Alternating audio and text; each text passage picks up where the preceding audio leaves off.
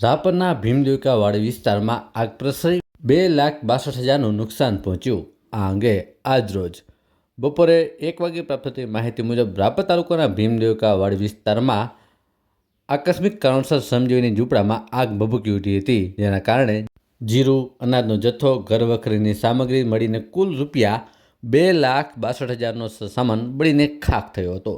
ભીમદેવકા વાંઢની ડીજડી વાંઢ વિસ્તારમાં રહેતા નાનજી દજા કોલીનું ઝૂંપડું આગ લાગવાથી સળગી ગયું હતું, જેમાં તમામ ઘરવખરી સળગી ગઈ હતી.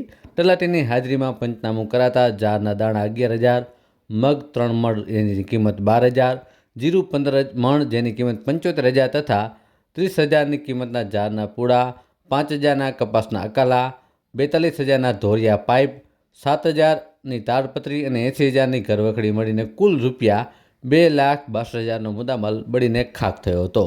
ઝૂંપડું સળગી જતા નુકસાન પહોંચતા ગરીબ પરિવાર પર આભ ફાટ્યું હતું.